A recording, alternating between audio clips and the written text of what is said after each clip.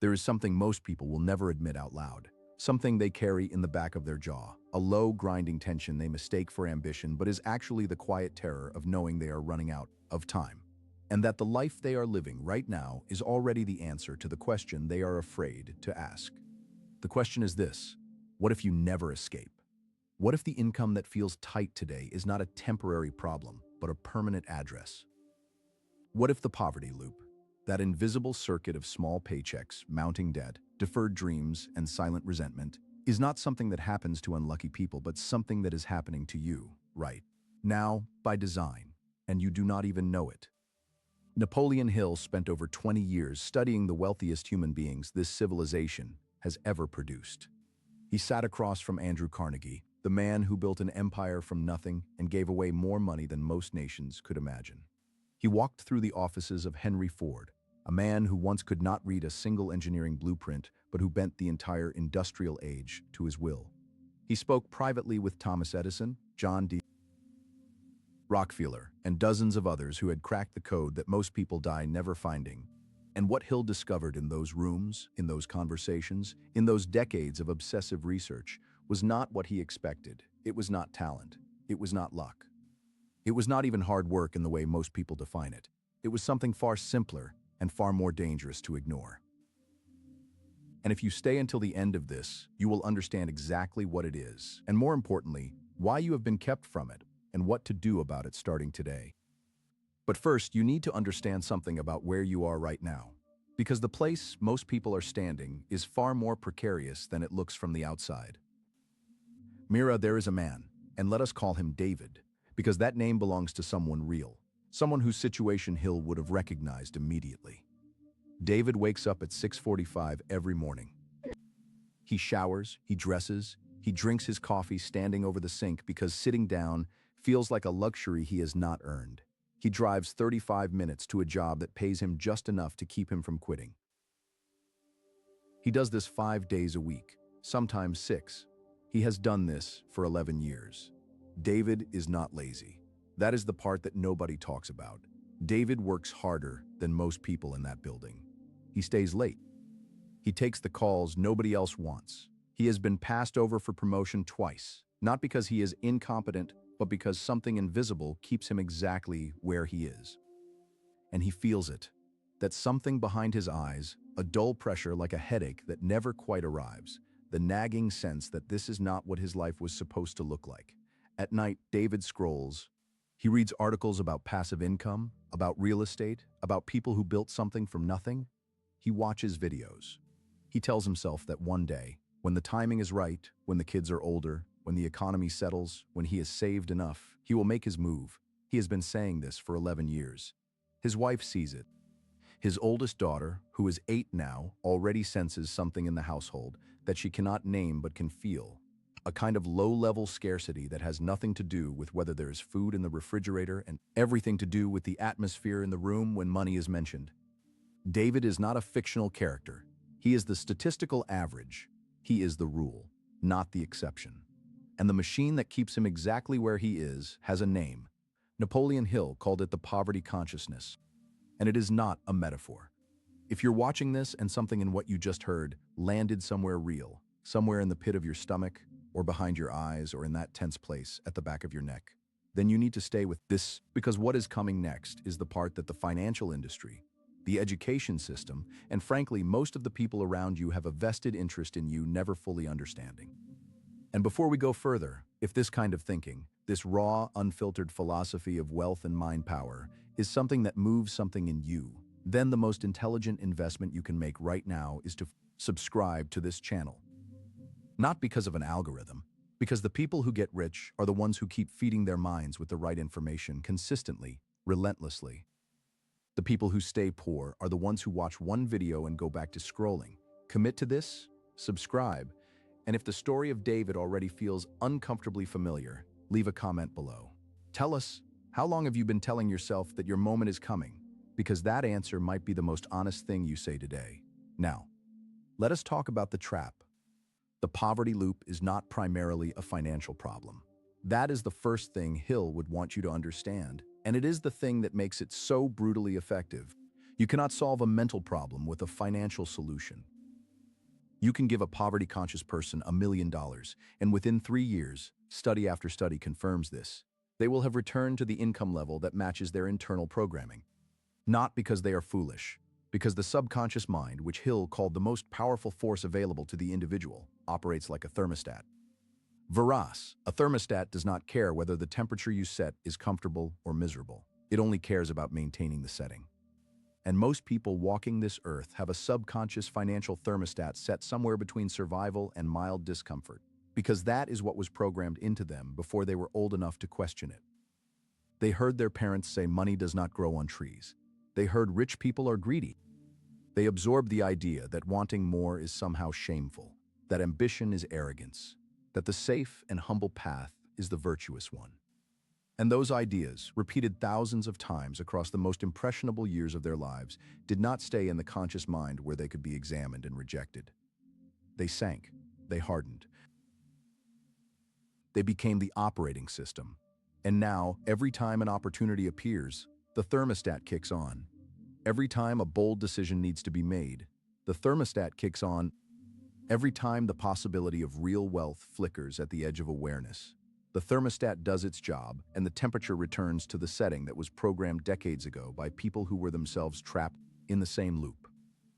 This is the inheritance nobody talks about at the reading of the will. Not debt, not bad luck, not a failing economy, a mental temperature. And here's where it becomes genuinely terrifying.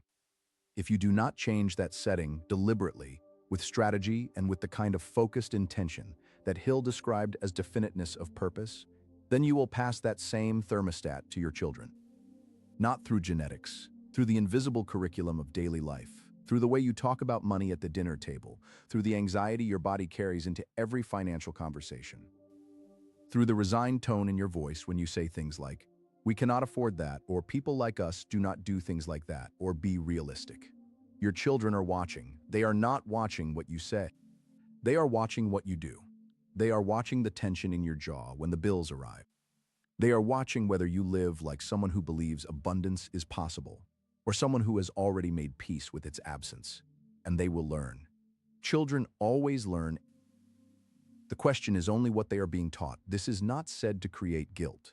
Guilt is a useless emotion when it comes to building wealth. This is said to create urgency, because the clock is running and the stakes are not just personal. Now, some people watching this will think, I know all this. I know mindset matters. I have read the books. I have done the affirmations. I have listened to the motivational content and felt inspired for 48 hours and then returned, almost magnetically, to the same patterns, the same hesitations, the same income level. And that right there is the most important thing to understand about the poverty loop. Knowing is not enough. It has never been enough. Napoleon Hill was not a self-help author in the modern sense. He was a researcher of cause and effect. And what he found, with a precision that still holds up a century later, is that the gap between knowing and doing is not bridged by more information. It is bridged by a specific internal shift, a rewiring at the level of the subconscious, that most people never achieve because they are using the wrong tools. Fish 8, the poverty loop does not break because you understand it intellectually. It breaks because something changes at a deeper level, a level below logic, below reasoning, below the conscious mind that nods along to all the right ideas and then returns faithfully to the programming underneath. And if you think you can afford to figure this out slowly, gradually over the next few years, when the timing is better, when life settles down, then let us be honest about what is actually happening. Every year you spend in the loop is a year you will not get back. Every year is a compound loss, not just of income, but of identity. Because the longer a person lives below their potential, the more their self-image contracts to fit the life they are actually living, rather than expanding toward the life they are capable of building. The mind does not stay idle. It adapts, and the adaptation, when it goes in the wrong direction, becomes indistinguishable from the person themselves. People do not say, "My poverty consciousness is preventing me from reaching my potential." They say, "I'm just not the kind of person who gets rich." They say that kind of success is for other people. They say, "I'm realistic," and they mean it. Because by that point, the thermostat and the self are the same thing. This is the most tragic human story there is, not the person who tried and failed. Hill had enormous respect for the person who tried and failed, because failure is simply tuition. The most tragic story is the person who never tried at all, who lived the entire arc of their one life inside a loop that could have been broken at any point, who arrived at the end of their days with their potential intact and unused, like a machine that was never switched on. Hill saw this, he documented it, he called it the greatest human tragedy. This death of dreams not from outside attack, but from internal surrender. And you need to hear this clearly. The surrender is happening right now in the daily decisions that do not feel like decisions, in the hesitations that do not feel like choices, in the acceptance of a financial ceiling that does not feel like acceptance because it has never been formally agreed to. It just is. It has just always been this way. And so the mind assumes it will always be this way, which brings us to the question that changes everything. What if the loop is not permanent? What if the thermostat can be reset? What if the architecture of your current financial reality is not a sentence, but a starting point? Hill did not just believe this, he proved it. Not with theory, but with the documented lives of hundreds of individuals who started with nothing, who came from poverty, from obscurity, from failure so complete that most people would have given up, and who built extraordinary wealth, not because the world changed around them, but because something changed inside them first. And in a moment, we are going to get to exactly what that something is and precisely how to cultivate it. But before we do, there is one more layer of this trap that needs to be exposed, because it is the layer that catches the people who already know about mindset, the people who already believe in the power of thought. And it is the reason so many of them are still, years later, in the same place. The trap within the trap. Most people who discover the concept of mindset and wealth consciousness make the same mistake. They treat it as an add-on. They layer positive thinking on top of an unchanged foundation. They recite affirmations in the morning while carrying poverty beliefs in every interaction throughout the day. They set intentions while simultaneously making every practical decision from a place of scarcity. Hill would have called this trying to grow a new tree without pulling out the roots of the old one. The subconscious does not respond to what you say to it once in the morning. It responds to what you feed it consistently, emotionally, repeatedly, over time. It responds to the dominant mental climate. And if your dominant mental climate, the one that runs in the background all day, is made of worry, doubt, resentment toward those who have more, and the quiet but constant hum of not enough, then the affirmations are not reaching the level where the programming actually lives. This is not a spiritual idea. This is neuroscience, the subconscious mind, which Hill described with breathtaking accuracy decades before modern neuroscience confirmed it, operates through repetition and emotion. Repetition alone is weak. Emotion alone is temporary. But repetition combined with strong emotion directed toward a specific target. That is the exact mechanism by which new beliefs are installed at the level that actually drives behavior. And this is where Hill's method diverges sharply from the simplified versions that have been sold and diluted over the decades since he wrote his masterwork. He was not talking about wishing. He was not talking about vision boards in the casual decorative sense. He was talking about a disciplined daily practice of mental engineering so precise that it would have looked radical even by today's standards. Let us go through what that actually looks like. The first principle, the one Hill placed above all others, is definiteness of purpose. And most people, when they hear this, think they already have it. They want to be successful. They want financial freedom. They want a better life, but that is not definiteness of purpose. Definiteness of purpose is a specific, quantified, emotionally charged target with a deadline and a plan. It is not wanting more. It is knowing exactly what more means, down to the number, down to the date, down to the method by which you intend to move toward it. It is the difference between a ship that has left port pointing generally west and a ship that has a precise coordinate programmed into its navigation system. The ship without coordinates drifts. It may work very hard. It may encounter favorable winds, but it has no mechanism for correcting course because it has no fixed destination against which to measure drift. The ship with coordinates uses every piece of environmental information, wind, current, obstacle, to make adjustments that bring it closer to its exact target. Your subconscious mind works the same way. Without a precise target, it has nothing to lock onto. It cannot filter opportunity from noise. It cannot prioritize action. It cannot build the kind of focused momentum that Hill observed in every single wealthy individual he studied. Every one of them could tell you, with immediate specificity, exactly what they were working toward, not in vague, aspirational language, in exact, concrete terms. Carnegie knew the precise structure of the empire he intended to build. Ford knew the exact product he intended to bring to the world, and the price at which he intended to make it available to the average person. Edison knew the specific problems he intended to solve and would not accept the word impossible because it did not fit within his defined purpose. And now the uncomfortable question. Can you, right now, without pausing to think, state your definite major purpose in specific terms, with a number, a date, and a method? If the answer is no, then you have found the first root that needs to come out. Because the poverty loop does not only run on scarcity beliefs, it runs on vagueness. Vagueness is the natural habitat of the poverty consciousness.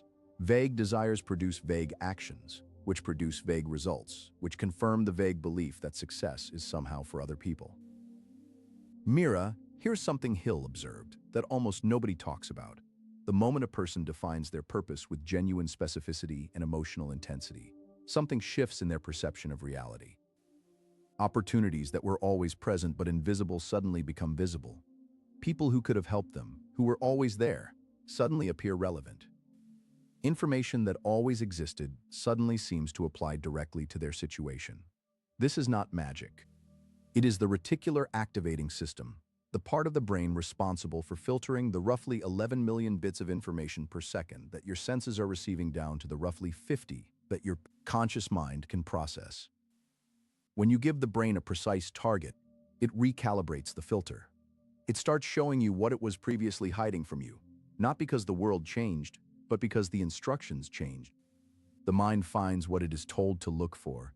The poverty loop tells it to look for evidence of scarcity, for reasons why it will not work, for confirmation that the ceiling is real. The wealth consciousness tells it to look for pathways, for patterns, for people and ideas and moments that align with the target. Same world, completely different experience. The second principle is what Hill called the burning desire. And this is where most people stop too soon, because they confuse desire with preference. A preference is wanting something while being willing to live without it. A burning desire is a state of mind so intense, so consuming, so emotionally saturated, that the idea of not achieving it is genuinely intolerable. Not in a desperate or anxious way, but in the way that a person who has decided to swim across a channel has no interest in turning back because the decision has already been made at a level deeper than the surface. Hill documented the story of Edwin Barnes, a young man who arrived at Thomas Edison's laboratory with nothing but a burning desire to work with the greatest inventor of the age. He had no money, he had no connections, he had no relevant qualifications. He arrived by freight train because he could not afford a ticket. And he told Edison with the calm certainty of a man who has already decided that he had come to go into business with him. Edison later said that what distinguished Barnes from the dozens of other ambitious young men who approached him was not skill. It was the look of a man who had already decided that failure was not a possibility. Not because he was deluded, but because his desire had reached a temperature at which hesitation simply could not survive. That temperature is not a personality trait.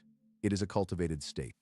And the method of cultivating it is autosuggestion, which is the third principle, and the one that most people misunderstand most profoundly. Autosuggestion is not the act of lying to yourself with enthusiasm. It is the deliberate, systematic feeding of specific ideas to the subconscious mind through the combined force of repetition, visualization, and emotional engagement. It is the process by which the thermostat gets reset. The technique is simple. The discipline required to practice, it is not. Here's what Hill prescribed, and what the most successful people in his research actually did. Twice a day, once in the morning before the day fills with noise, and once at night when the conscious mind is beginning to relax its grip on reality, you sit quietly and you read aloud with full emotional commitment, a written statement of your definite purpose. Not a vague affirmation, a specific, concrete, emotionally charged declaration that includes what you intend to achieve, the exact amount of money you intend to earn or accumulate, the date by which you intend to achieve it, and what you intend to give in exchange for it. That last part is not optional, and it is the part that most people skip. Hill was absolute on this point. The subconscious mind does not respond to taking. It responds to exchange. The poverty consciousness is rooted at its deepest level in the idea of getting something for nothing, of finding a shortcut of receiving without giving. And this is precisely why it fails. Because the universe, in Hill's framework, and in the framework of every wealthy person he ever studied, operates on the principle of value creation. You get what you give, not as a moral sentiment, but as a mechanical law. Every person who built real, lasting wealth in Hill's research gave something of enormous value first. Ford gave the world affordable, reliable transportation and fundamentally changed the way human beings relate to distance and freedom. Carnegie gave the world cheap, strong steel and built the physical skeleton of modern civilization. Edison gave the world light and sound and the recorded voice and dozens of other technologies that remade daily life. They did not get rich and then give. They gave obsessively, relentlessly, with extraordinary creativity and effort, and the wealth was the natural result. The person trapped in the poverty loop is always asking, what can I get? The person moving toward wealth is always asking, what can I give that the world does not yet have or does not yet have in this form, at this price, with this quality? That shift in question is not small. It is the entire architecture of the difference. Now at this point, you might be wondering what happens when you have the purpose defined, when you have the burning desire cultivated, when you're practicing autosuggestion with discipline, and still the results feel slow or distant or blocked by circumstances that seem genuinely beyond your control. This is where the fourth principle becomes essential, and it is the one Hill believed was the single greatest force multiplier available to the individual. He called it the mastermind. And I want to be precise about what this means, because it has been diluted and misinterpreted so many times that the original idea has nearly been lost. The mastermind is not a networking group. It is not a mastermind program you buy online. It is not surrounding yourself with positive people in the general sense. The mastermind, as Hill defined it, is the coordination of knowledge and effort in a spirit of harmony between two or more people for the attainment of a definite purpose. Every single word in that definition matters. Coordination means active collaboration, not passive proximity. Knowledge and effort means both minds are genuinely contributing, not just one person talking and others nodding. In a spirit of harmony means there is genuine alignment, genuine mutual respect, and genuine shared intention. Not politeness, not tolerance, actual harmony. And for the attainment of a definite purpose means there is a specific agreed-upon target, not a general desire to succeed. When those conditions are met, Hill observed something that he described as almost supernatural in its effect, though he was careful to note that it was not supernatural at all. It was simply a natural law that most people had never harnessed. When two or more minds come together in genuine harmony around a definite purpose, something emerges that is more than the sum of the individual minds. A third mind, a collective intelligence, begins to function, one that generates ideas and solutions that neither individual would have reached alone. Hill saw this in Carnegie, who built his entire empire on the mastermind principle. Carnegie surrounded himself with a group of men, each with specific expertise and genuine alignment with the shared vision, and he freely admitted that he knew very little about the technical aspects of the steel business. What he knew was how to organize and direct the minds of men who did know, and how to create the conditions under which that collective intelligence could function at its highest level. The lesson is this: you do not need to know everything. You do not need to be the smartest person in the room. You need to be in the right room, with the right people, aligned around the right purpose, and the intelligence required for extraordinary achievement will emerge. But here is the dark side of this principle that must be spoken plainly. If the mastermind principle is real, and if the mind is genuinely shaped by the minds it is in consistent contact with, then the inverse is equally true. The person who spends the majority of their time in the company of people who are resigned to mediocrity, who mock ambition, who repeat the poverty consciousness like a collective prayer, that person is also in a mastermind, just one pointed in the wrong direction. This is not about judging the people in your life. Most of them are good people, people who love you, people who are also trapped in the loop and do not know it. This is about being honest about the mental environment you're living in, because you cannot build a wealth consciousness in a poverty consciousness ecosystem, no matter how disciplined your morning practice is. Escucha Hill documented this with a precision that is almost uncomfortable. He found, without a single exception across hundreds of cases, that the financial trajectory of an individual is predictable within a fairly narrow range simply by knowing the 5 people they spend the most time with. Not because of what those people do for them, but because of what those people do to their mental environment, to the quality and temperature of the thoughts that dominate their awareness every day. If the 5 people closest to you are talking about bills and complaining about their bosses and explaining why the economy makes success impossible, you are marinating in those ideas whether you consciously agree with them or not. The subconscious does not have a filter for irony. It absorbs what it is fed. This means that one of the most important strategic decisions you can make, not someday, not when you have more resources, but now, is to deliberately engineer your mental environment. Not to abandon the people you love, but to supplement your inner circle with voices, minds, and presences that are operating from a wealth consciousness rather than a poverty consciousness. Those voices do not have to be people you know personally. Books are a mastermind. This channel is a mastermind. The documented thoughts of the greatest wealth builders in history are available to you right now, and they cost almost nothing to access. The question is whether you're feeding your subconscious with them consistently enough to shift the dominant climate. Which brings us to the 5th principle, and this is the one that operates like a key in a lock, the one that makes all the others work, and the one that Hill described with the most reverence.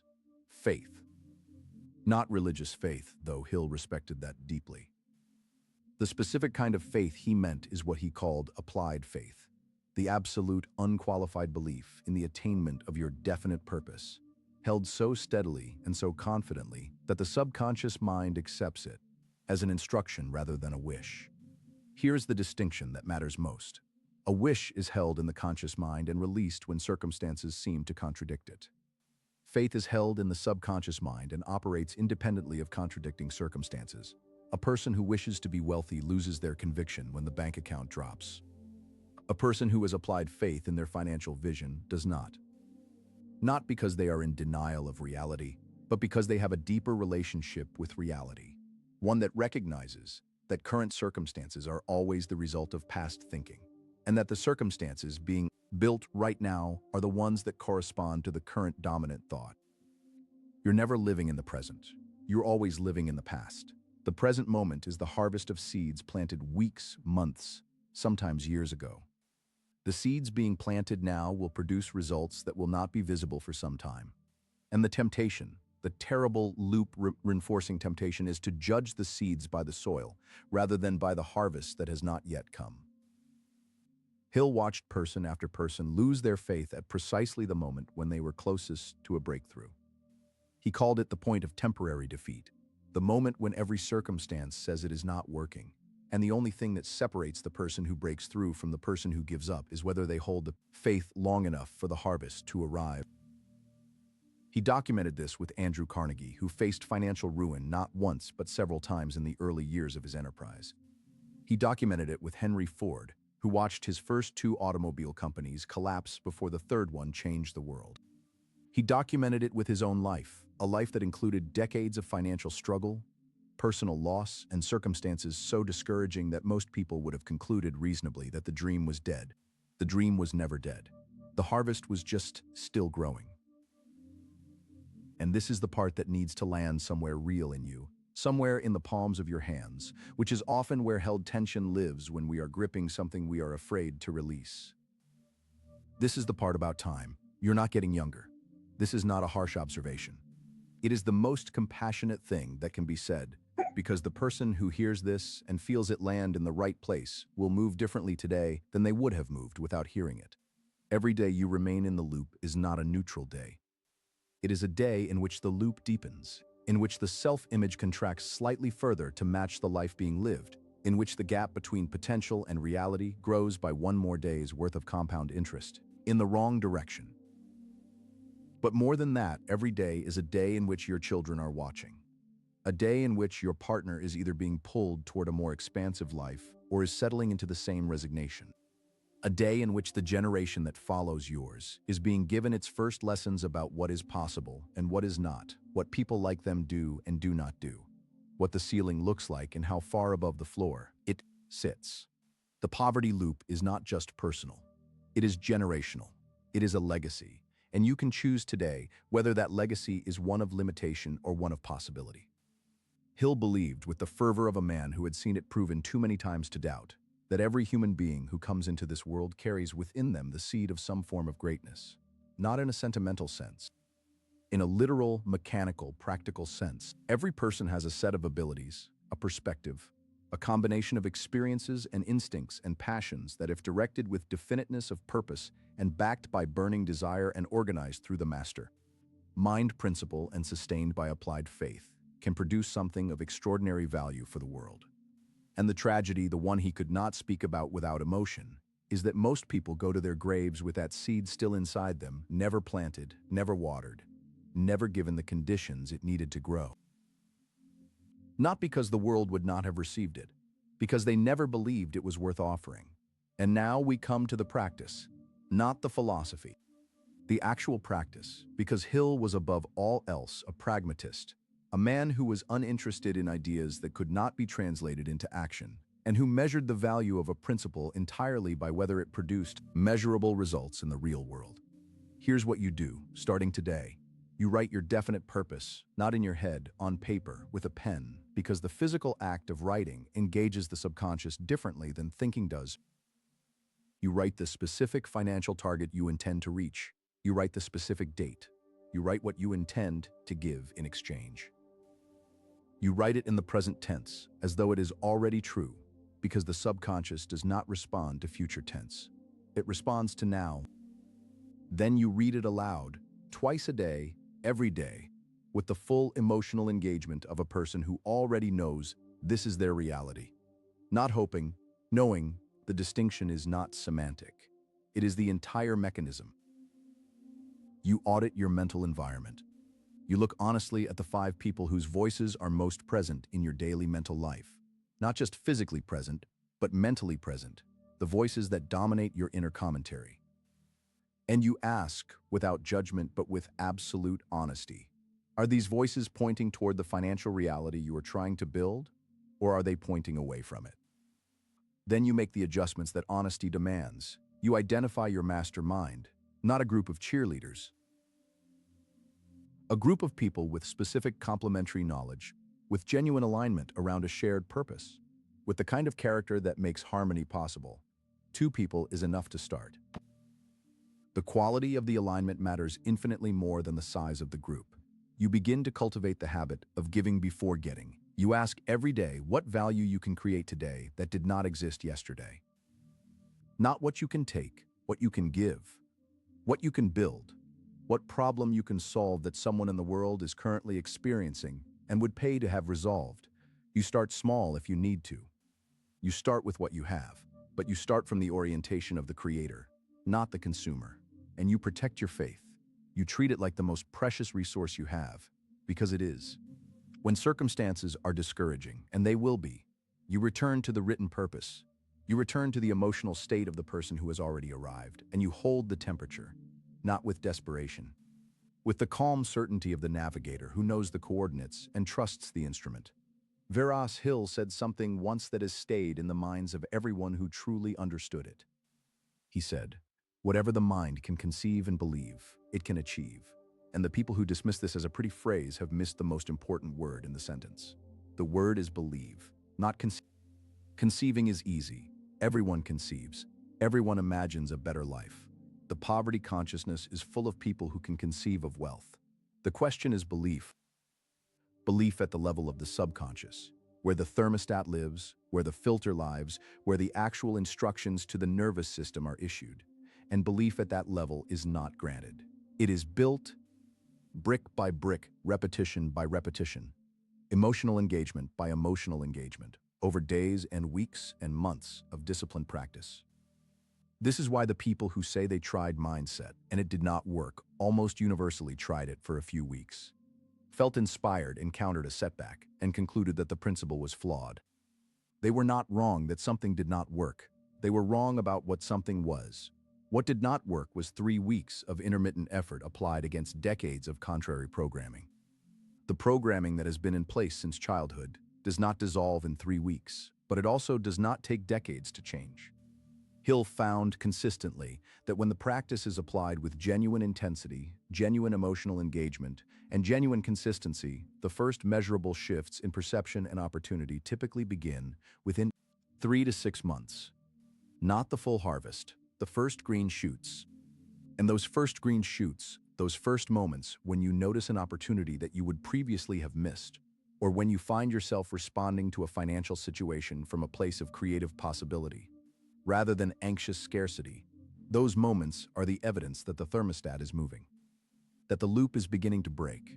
And once the loop begins to break, once the subconscious has a new set of instructions and the reticular activating system has a new target to search for, the momentum builds, not linearly, exponentially, because wealth, like poverty, compounds, and the compound interest of a wealth consciousness, applied over years, produces results that would have seemed impossible to the person who was still inside the loop.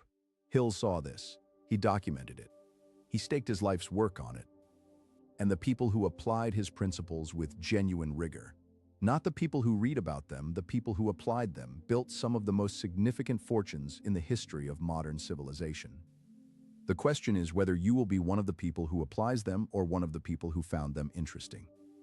Because here's the final truth, the one Hill would want to leave you with, and the one that is either going to land somewhere real or is going to pass through you the way most information passes through most people, without leaving a mark.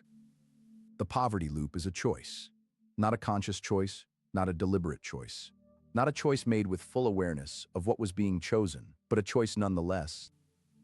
A choice that was made by default, by the absence of a different, more deliberate choice, and it can be unmade. Today, not perfectly, not completely, not without struggle, but it can be unmade. The question that remains is the one that was asked at the very beginning. What if you never escape? You now know that the answer to that question is not determined by the economy, by your background, by your education, by the family you were born into, or by the circumstances that currently surround you. It is determined by the temperature of your mind, by the precision of your purpose, by the intensity of your desire, by the quality of your mental environment, and by whether you choose to apply with the discipline and consistency that results demand. The principles that Napoleon Hill spent 20 years extracting from the lives of the greatest wealth builders this world has ever seen. The loop can be broken, the thermostat can be reset, the legacy can be changed. But only by the person who decides, with the kind of finality that leaves no room for the comfort of maybe, that they are no longer willing to pass the poverty consciousness to the next generation. That decision is yours. It has always been yours, and the only moment it can be made is the one you are in right now.